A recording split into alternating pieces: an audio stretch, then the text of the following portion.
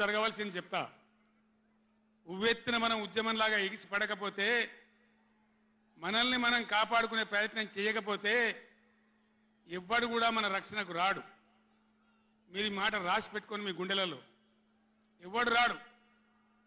ఆనాడు ఫ్లోరైడ్ నాడు ఎవడు రాలే. ఓట్లున్నప్పుడు వస్తారు నంగనాచి కబుర్లు చెప్పి, కానీ తర్వాత ఎవడు రాడు. ఓటు గుద్దినం గడ్డకెక్కిందంటే మన ఈపుల గుద్ది మనని బొందలు నూకుతుండే తప్ప ఎవడు రాలే.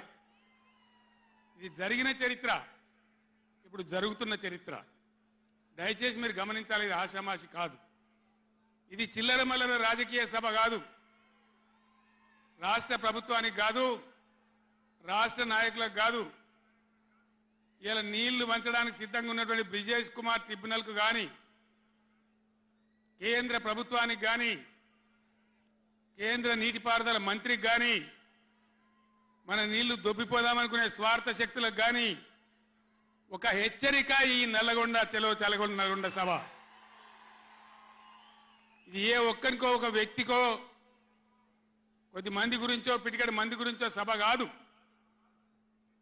ఖమ్మం, నల్గొండ, మహబూబ్ నగర్, రంగారెడ్డి, హైదరాబాద్ ఈ 5 జిల్లాల ప్రజల యొక్క జీవన్మరణ సమస్య జరుగుతున్న చూసిన తర్వాత చాలా బాధపడ్డాం. మీ అందరి ఆశీస్సులతోని ఉద్యమాన్ని విజయం చేసినాం, రాష్ట్రం తెచ్చుకున్నాం. మీ అందరి దీవెనతోని 10 సంవత్సరాలు ఈ గడ్డను నేను పరిపాలన చేసిన. నేనేం తక్కువ చేయలే. ఎక్కడో పోయిన కరెంటుని తెచ్చి నిమిషం పాటు కూడా కరెంటు పోకుండా మీ అందరి కరెంట్ సప్లై చేయించినాం. ప్రతి ఇంట్లో నల్లా పెట్టి మంచినీళ్ళు తీసుకొచ్చుకున్నాం. ఒకనాడు ఆముదాలు మాత్రమే పండిన నల్లగొండలో, బత్తాయి తోడలతో బతికిన నల్లగొండలో లక్షల లక్షల టన్నుల వడ్లు పండించేటువంటి పరిస్థితులు తెచ్చుకున్నాం.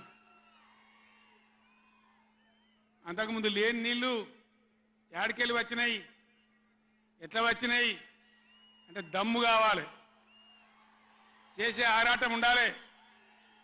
ఇది నా ప్రాంతం, నా గడ్డ, నా ప్రజలు అనే ఆరాటం ఉంటే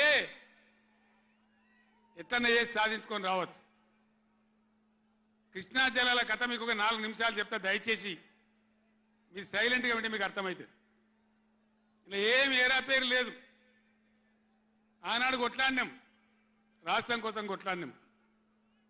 ఆ రోజు జలసాధన ఉద్యమంలో మండలానికి ఒక బ్రిగేడియర్ వచ్చి నెల 15 రోజులు తిరిగి ప్రజలను చైతన్యం చేసినాం. ఆ రోజు నేనే రాసిన పాట, పక్కన కృష్ణమ్మ ఉన్న ఫలితమేమీ లేకపాయే అని ఏడ్చినాం ఆ రోజు. ఈరోజు గోదావరి కృష్ణ కలిపి బ్రహ్మాండంగా నీళ్లు తెచ్చుకునే ప్రయత్నాలు చేసుకుంటా ఉన్నాం.